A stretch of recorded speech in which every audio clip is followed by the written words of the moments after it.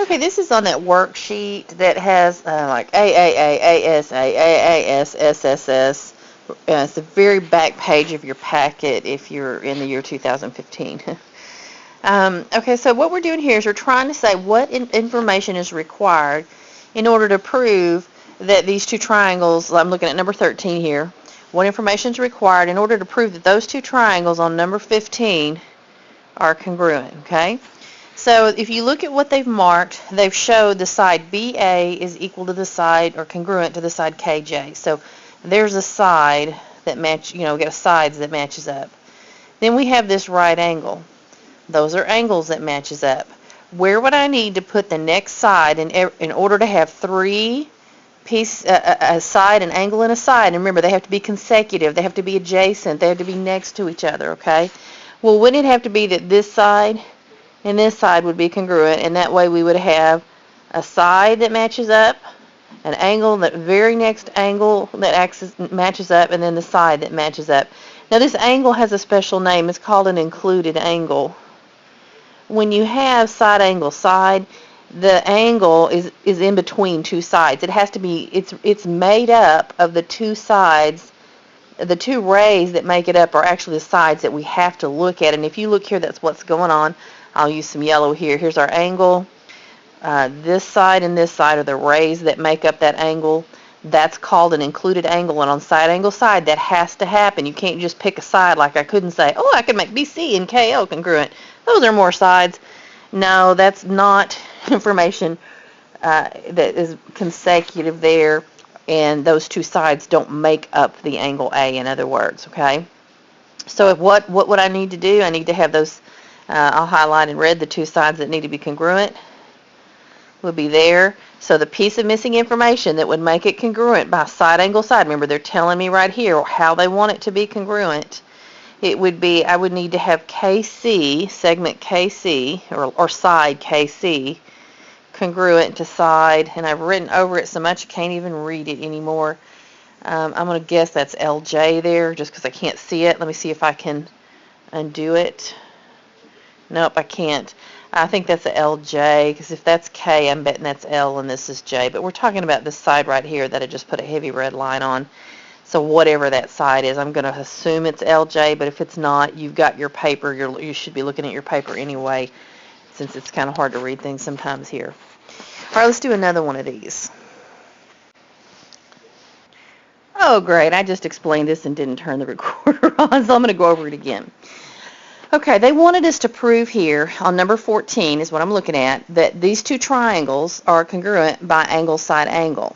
Now the thing about angle side angle, I wrote over here in red, that side has to be between those two angles. It can't just be some other random side on the triangle. I know there's not a lot to pick from, but that side has to be between those two angles. And that's called an included side.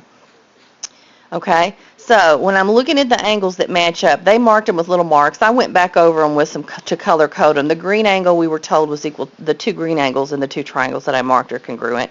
They had 2 marks on them. The 2 blue angles were congruent. They each had 1 red mark on them. So now, where's the side between the 2 angles? I had drawn it in yellow. And again, I did that without turning the recorder on, so didn't mean to do it that way. But I had drawn those in yellow. Those 2 yellow sides match up because they are between those 2 angles.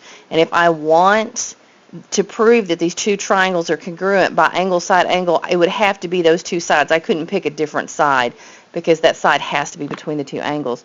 So we got to write the letters in the right order. So it would be, that was a K. I had touched it and put a dot over it, but right here is a K. If I write KD, no, I'm sorry, that was not a K. It was an ED. If I write ED, that was an E right here, okay? And that big dot. I have to do the same thing on the other side, okay? So the K matches up, the E matches up with the K. If you're looking at this, this matches up with this. They had the green dot on it, so I need the E and I need the K first in both statements. And then the D up here matched up with the J over here, so I'd need D and J. It matters. I don't want to put ED as congruent to JK. Are they the same distance? Yes, they're the same length, but we wouldn't be matching up the letters correctly. And remember, because of those triangle congruent statements, we're trying to match everything up perfectly to correctly communicate this. So it would actually be wrong if you wrote it the other way, because you're trying to match up and show people what goes to what in the triangle. What are the exact, remember the letters really tell me the angles that match up. So I'd be getting the angles mixed up if I wrote it like ED is equal to JK. It has to be written this way. Okay, let's look at 16 now. And at least I remember to turn the recorder on. If you look, they want us to prove this by angle, side angle. That means I got to have two angles, and I have to have the side in between them. Let's see what they've given me. They told me that M and S match up. How about I just put a colored dot by the things that match up? That's probably neater.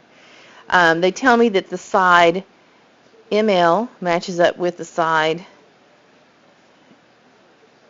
SF. Okay. So there's an angle, and there's the side. Where's my other angle going to be?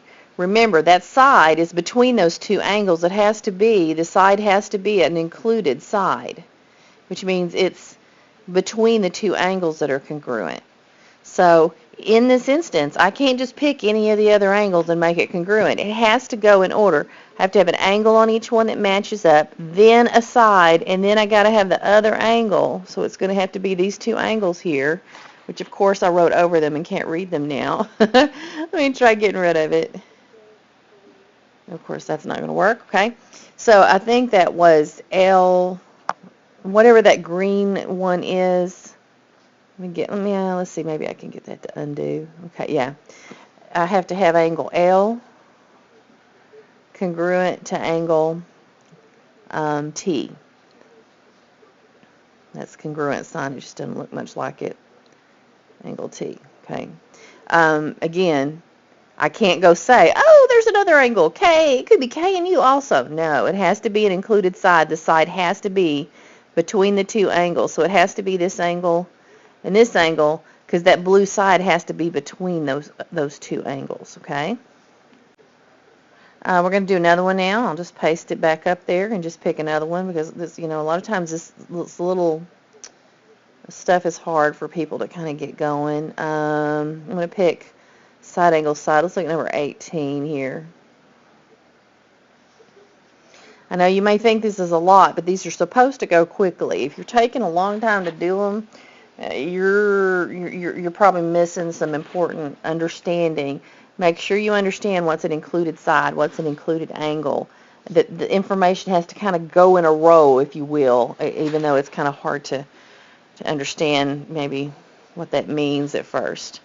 All right, if I look at this figure, they want me to prove it by side angle side. Okay.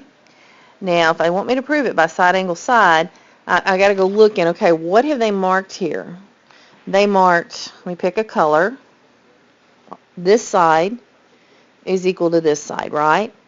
Now, that's all they marked. I can't assume anything about the figure except if I have a vertical angle, I can say, oh, yeah, that's a vertical angle. And if there's a shared side, I can assume that. There is a vertical angle here, isn't there? This, I'm going to put a dot on, a red dot, this angle here, and I kind of, you see where I'm talking about there. It's the angle, it says V there. Those angles are congruent, so because they're vertical angles. So that's a piece of information I know. But I got to have the three things, all three things, in order to prove this is congruent. So which side would I need to pick if I want to have a side that matches up on both, and I have the purple one showing that.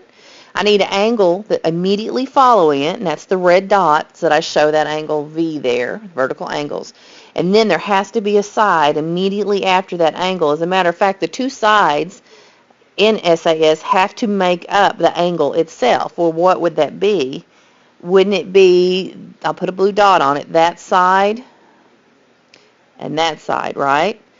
Because the angle is in the middle of the two sides. It means the two sides are actually the rays or segments that make up the angle in the middle.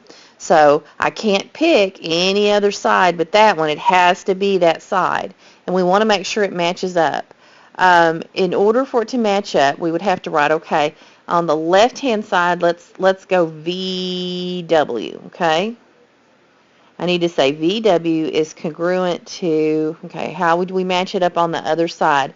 Wouldn't it go from V to, I think that's an M, it's kind of chopped off on my picture. VM, okay? And that would be what we would need to have to be able to prove that by SAS.